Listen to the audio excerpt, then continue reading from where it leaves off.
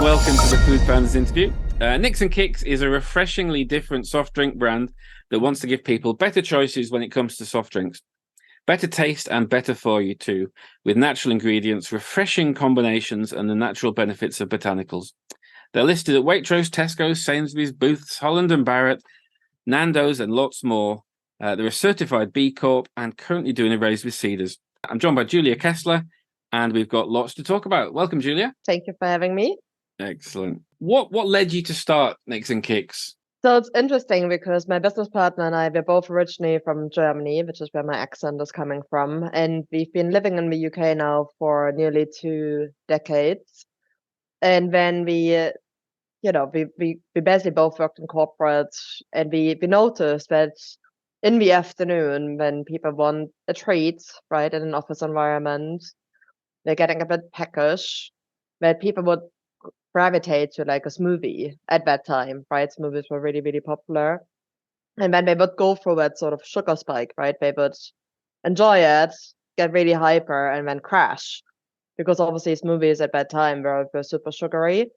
So we were always wondering, why isn't there something better in the marketplace which is refreshing, tasty, but not so loaded with sugar? And we couldn't really find anything which was like, fitting that bill for us. And the way we grew up in Germany, like blending fruit juice with carbonated water and interesting flavor combinations, that's how we grew up. So when we couldn't really find anything which would sort of fit that bucket for us, so we thought we're gonna do it ourselves. How long ago was that, roughly? About 9 years ago. Okay, so the landscape, I guess, would be quite different for healthy soft drinks at that time, wouldn't it? Absolutely, yeah. It's very different now than it was 9 years ago. So, had you always wanted to start a food business and leave the corporate world behind? Actually, I didn't, because my grandparents, they had their own little business, which I would guess you would call now a deli. And I could see how much work it was and how stressed we were at times, and I thought I never want to run my own business. So it wasn't anything which I particularly aspired to. But I think I was always like very career driven. So when I was in my early 20s, I had that really strange goal where I wanted to be a manager by the time I'm 30, and I was a head of by the time I was 28. And I was always working in supply chain and operations, and I loved it, and I'm really good at it. But once you're really good at a specific field or subject, it's hard to get opportunities in other areas. And when my business partner and we explored those different ideas, I thought, well, it's like a life MBA, isn't it? Like you learn on the job, you're trying different skills. So for me, it was all about, can I learn new skills while also having a bit of fun creating things from scratch? I guess that logistics and operations stuff probably wasn't called on at the start of the business, but I guess as you've grown, it must have been quite useful. Absolutely. Yeah, it's definitely useful. I mean, at peak times, I was responsible for nearly 13,000 SKUs in my old job. So I know how to manage things at scale. So it's definitely a good skill set to have. Excellent. So what's in the current product range, and so how did the flavors come about? Yeah, so for us, we always were driven by making great tasting drinks, because when you look at Mental, the number one drivers for buying a soft drink, the first one is always taste, followed by price, followed by, calories and sugar and, other credentials like sustainability. But the number one driver is taste. So we knew we needed to make great tasting product. And for us, we were experimenting with different sort of ingredients and flavor profiles. But we knew from the get-go we wanted to create something which isn't so fully loaded with sugar, is ideally natural. And that is basically where the name comes from. So Nix in German means nothing. And that is because from the outset we said we don't want to be, creating something which we wouldn't personally drink. But when you strip out all the bad stuff from a product, you're left with no mouthfeel. And that is where the Kix bit comes from. So Kix is coming from the cayenne we're infusing in all of our drinks, which gives you that ever so slight afterburn, like it's like a mild ginger beer really, and we just want to create something which is a little bit differentiated. It's refreshing and a bit more adult than some of the other things which were on the marketplace. So that is what we sort of generated as a design idea, I suppose. And then we just experimented with different combinations. So we, mango ginger is our hero SKU, and we have that pretty much from the get-go. And then cucumber mint is like super ultra refreshing. But the way we go about flavor creation is we spend a lot of time. So with our mint and our cucumber, we tested about probably 20 different types of mint versions, because you have, when you think about mint, could be like spearmint or like, Yeah, you don't want it to taste like toothpaste, do you? Yeah. exactly, you don't want that. So until we found like ours is a garden mint, which is like really nice. It took a while. Same with our ginger, we want to get the earthy notes and the refreshing notes from the ginger. So we tasted quite a few different iterations. And that is basically the whole idea on how we create flavors, is something fruity and refreshing with a little bit something different. So, we have fat orange turmeric, mango ginger, watermelon hibiscus, cucumber mint. So they're all interesting, differentiated flavor profiles. And have you created a set of products and settled on that, or are you constantly seeking out new combinations? So when we initially started, we obviously had no idea what we were doing, frankly. So we just tried and tested what we liked, and then went to market with those combinations. We're now doing it a little bit more informed. So we're spending a lot of times in analyzing data, looking at what is trending, what's growing, what's declining. And it's a combination of qualitative and quantitative research. So during the pandemic, I spent a lot of time in store. I went to a lot of big retailers on a Saturday, and I spent a lot of time in front of the fixture, and I just observed how consumers were shopping. And I noticed a trend that when consumers at that time were picking up bottles, there was a consistent theme of that probably 8 out of 10 were picking up a pink flavor, like raspberry, strawberry, pink lemonade. And then I interviewed the customers. I'm like, why did you pick up that one, right? Rose lemonade. And they're like, oh, because it's pink. I'm like, do you know which flavor you picked up? And they're like, oh no, they really were just led by the color. And at that time, we didn't have a pink drink. So then I'm like, right, we're missing a pink drink in our portfolio. So then that was the initial sort of hook. Okay, I need a pink drink. And then we experimented with loads of different flavor profiles. We could see that watermelon was massively trending in the States as well as in Switzerland. So I'm like, okay, so watermelon, and getting the watermelon flavor right is really difficult. So we had to experiment quite a lot. And then we saw that hibiscus was trending a lot in the on-trade. So then we combined them, and that is how we created our first pink drink. But the hook was we needed a pink drink. So I mean, that's the sort of thing you wouldn't find out without going and talking to someone in a supermarket, isn't it? And understanding what it is they're looking for. That's fascinating. I'm assuming that making your drinks natural and sort of health beneficial has been something that's kind of been baked into the business from the start. Absolutely. How have you found the process of finding the right flavors? You said there's been quite a lot of experimentation. How have you kind of balanced the flavor with the nutrition and the kind of calorie content and those sorts of things? Yeah, so I think we always push what's possible to the limit. But very initially, we were choosing drinks ourselves, and we were blending it in our own kitchen. And when you take a concept like that to a production side, they're like, we can't do that, right? Because obviously what you develop on your kitchen table is completely different to how you actually then produce en masse. And our very first range was still And when within the first couple of years, we learned that actually the consumer didn't really want the store product. They were missing the fizz because it's more refreshing. So then we decided, okay, we wanted to make it lightly carbonated, and the sort of, the bubbles we use, the same sort of bubbles you use in champagne, because we wanted to have a sort of celebratory moment. So it's like lightly carbonated, it's not over the top, and getting all of those levels right. Like it's just loads of trial and error, to be honest.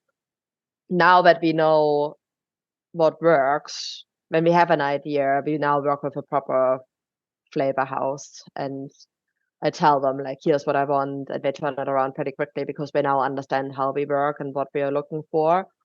But that's basically, I think the first couple of years, it just takes you a long time because you learn all sorts of things, like, pasteurization units and the level of heat and how long it takes to cool the product down when it comes off the assembly line, and like all of that stuff, which I had absolutely no idea about. The first time someone asks you what type of bubble you want in it, that you realise that there's a lot of decisions to make. We've talked a little bit about kind of consumer sort of research. Have you done consumer testing, sort of focus group type work, or tasting kind of work as well? And what kind of things has that told you? It was really scary, actually. We've done focus groups, in-person focus groups. And I mean, we've done both qualitative, quantitative, and but I think the in-person focus groups were the scariest ones, because you put your product in front of them, you sit in the room. So we were sitting in the room as observers. So, the consumers have been told that we are new to the research company, and we're learning on how to do research. And then the consumer engages with your product, and you have to sit there and just listen to it. And you're like, no, it's not bad. It's not bad. You got it completely wrong, right? I remember, like, the first time there was, because we have sharing bottles and small cans, and one of the first consumers took the bottle and shook it really vividly. And I'm like, oh my God, because, in her mind, it was a cordial. And I'm like, oh my God. But that was so insightful, just watching those consumers interact with your product for the first time, and all the assumptions they're making about your products, and just listening to what they do. It was super, super insightful and scary at the same time. So you're manufacturing at scale at the moment. Did you kind of go through did you go straight to manufacturing, or did you sort of sell locally? I suppose you can't carbonate sort of locally, but how did you scale up, I guess, is the question. Yeah, so we, like I said, like initially on our kitchen table, and then we gradually grew. We had a small filler in London initially, but then once we made the decision that we wanted to carbonate it, we needed to find other manufacturers. And that was, I mean, we changed manufacturers probably 4 or 5 times, and it's hard, right? Mm-hmm. It's really hard. And I think at the beginning you just make so many mistakes because you don't know what you don't know, so you don't quite know what to ask for and what to look for. And we had a lot of mistakes made, a lot of stock we needed to write off, unfortunately, at that time. So once we realized what we needed, then it's a bit easier, because at the beginning it's also like you feel like you're the customer, because when you try and find a supplier, when you're super early in your stage, it's absolutely not impossible, but it's really freaking hard, Surprisingly because you need to difficult, isn't it? convince them. Yeah, it's super difficult. You need to convince them to spend quite a bit of time helping you to develop a new concept, making it, but nobody knows if it's gonna work or not. So it's really, really difficult. And I completely underestimated that, because, I looked after millions and millions of units in my old company, and the suppliers, they were proper suppliers. We didn't have, like, the level of hoops we had to jump through to even find suppliers to take us on was incredibly hard. So now at scale, like, it's definitely easier. You can be a little bit more demanding than you can be at the beginning of your journey. Yeah, you got some proof points, haven't you? Did you take your product into work, or had you already kind of quit your job by the stage you were making the first version? The stars really, I guess, aligned for us. But like my business partner at the time, she quit her job, and a month later, I got made redundant. So so the universe was telling you it was time to do the thing. Exactly. I did work a little bit on the side, actually as a recruiter for supply chain roles. So and I realized that's pretty hard. But yes, I did that for the first year, like just to get a little bit of extra cash in while we were building up the business. That's a useful lesson for other founders, I think, isn't it? To have a multiple income sources when you're getting off the ground. There's an impressive list of stockists on the website. What has the approach to sales been as you've kind of scaled up the business and grown? So I think what probably most founders have in common is that we are passionate and naive at the same time. So so you don't understand the rules at the beginning, and that's obviously quite helpful. So I didn't know how hard it would be to get, your first customer to take it, and ultimately getting a listing in Tesco's, which most people aspire to. A lot of brands never make that. I think for us, we had a very differentiated flavor profile and concept. So it's interesting. So people generally like, oh, that's new, that's interesting, that's a different approach to what we usually see. And I guess you have to just be ultra confident. And we build it up from the ground. So we initially just went around central London, door-to-door sales. So my kitchen was my warehouse for the first 2 years. And I had basically a kitchen and a cardboard warehouse, so that was fun. And I delivered it straight from there initially. And basically, I remember my very first sale, which was in Brixton. So I went back home, I loaded up, I had like a little trolley, and I weaved it onto the bus, and then I weaved it to the location. And then that first moment where somebody gave me money for what we produced, that was pretty cool. And I guess you just learn through field sales, you learn what resonates with customers. And when you build you can build your rate of sale assumptions, and then you take those learnings to the bigger guys. But I think with the bigger guys, you just really need to demonstrate like why is it different. And I think that's why the field sales aspect really worked for us, because we understood it works in delis, it works here, it doesn't work here. So we can be quite vocal about which consumer it is used for. And then I guess like over time you learn what's really important to them, which is like insights, rate of sale, cash margin, profit margin, like all of that stuff, which I had no idea about at the beginning. Aside from the supermarkets, you are listed in some other interesting places, sort of food service and catering kind of things. Did that come after the supermarkets, or was that a step towards getting listed in the supermarkets? Yeah, so we intentionally build it up in contract catering and food service initially, because we want to make sure that the concept is actually there's product market fit. And luckily we've done that, because obviously the first concept to the concept what it is now massively changed. So we intentionally started out there, and actually even now like that is one of our sort of major channels, because for us it's all about how do we bring the zing to that 3 p.m. occasion in the afternoon, and that sort of environment is perfect for that. So now we're 100% laser focused on impulse, and that is basically contract catering, co-op meal deal, those sort of places where the product fits, and that's the occasion where the consumer is buying us.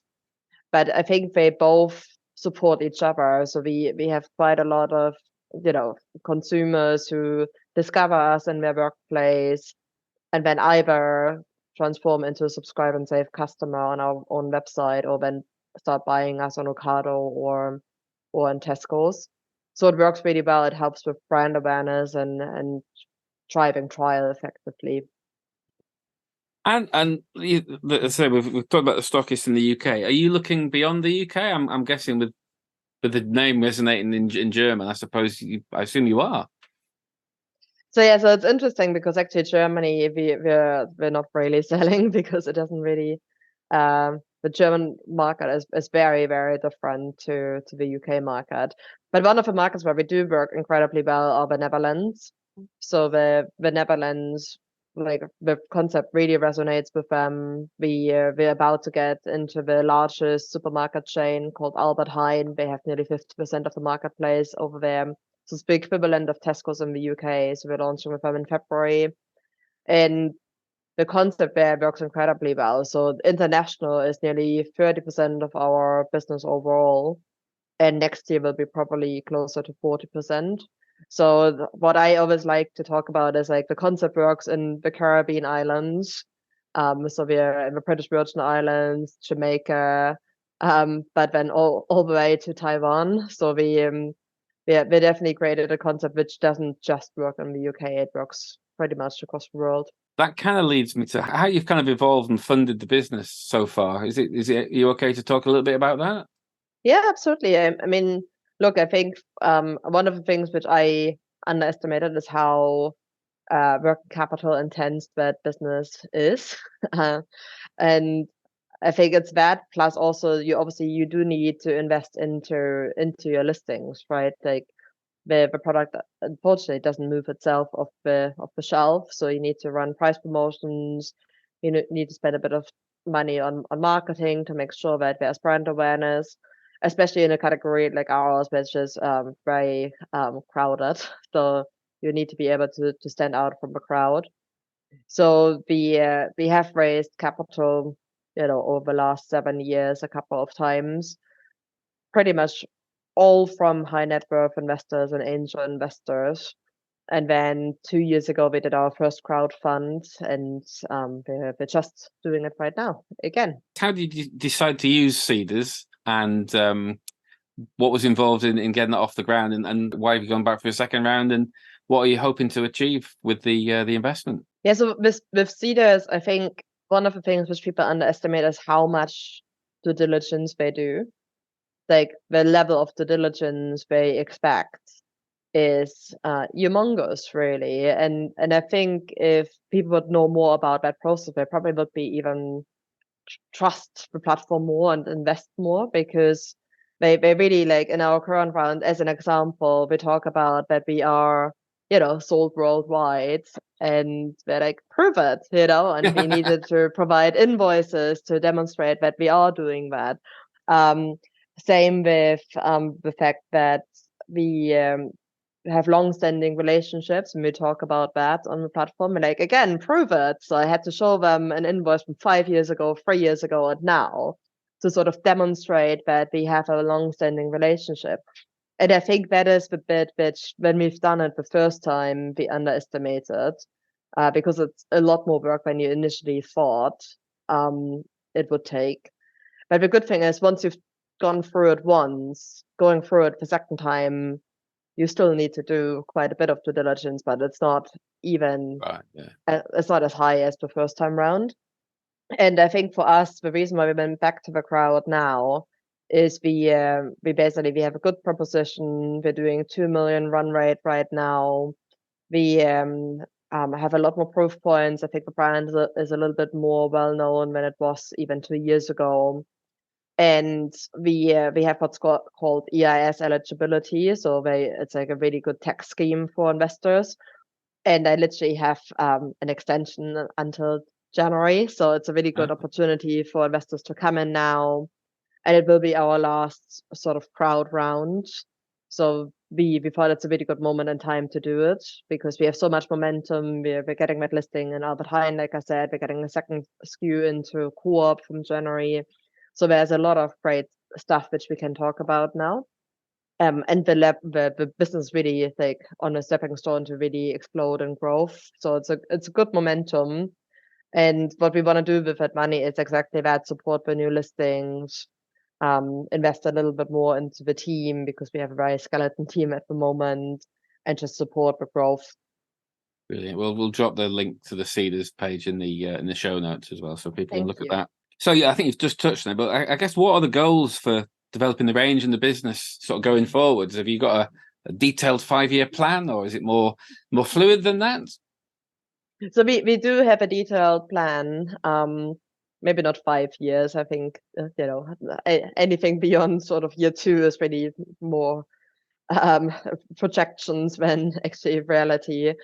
But for us, it's more about actually simplicity rather than adding more complexity. So for me, it's all about actually streamlining the range, streamlining the amount of customers we serve, and serve the ones we have better, and really focus it all on that 3 p.m. moment, because I think founders sometimes get a little bit bored with their own range, especially if they're doing it for a long time, like I have. And then you're like, oh, I need something new. But actually, when you think about it, our brand awareness is still very small. There are still tons and tons of people who haven't even heard about the original range. And for me, it's all about like, how do we scale that up? Because we know that the core proposition is working, and it's working really well. We just need to get it into more hands. So while that is because you start a business, because you can try out new things and learn a bunch, but for me, it's all about like actually bringing it in, streamline it, and focus on deeper and better distribution points for the existing range. Brilliant. And I guess you got time for one more question? Sure.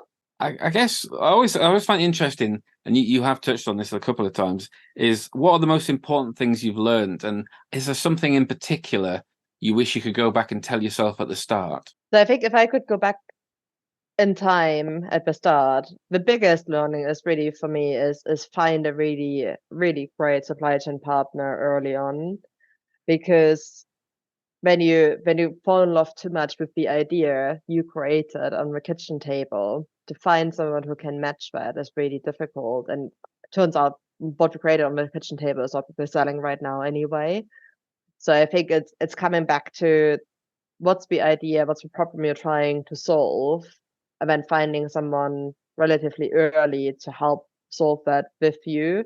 Because I think in food and drink, it's there's so many technical aspects which you sort of underestimate initially, and I think that's probably my number one learning is like find good partners early on, as opposed to think too much about the brand. Other people might completely disagree with me and they're like, no, brand is everything, get the brand right. But for me, it's like, no, find really good partners who support you along the journey. Brilliant. Thank you so much. I'm very excited to see what's next. It sounds like a global brand in the making, really. Thank you. Excellent. Brilliant. Thanks, Julia, for your time. Nix Kix' Seeders Round closes on December the 15th, and you can learn more about that and find out where to buy their drinks at nixandkix.com. You can listen to more episodes of the Food Founders Interview at froghop.co.uk/podcast, or search for Food Founders Interviews wherever you get your podcasts. Thanks, Julia. Thank you so much. Thanks for having me. Bye.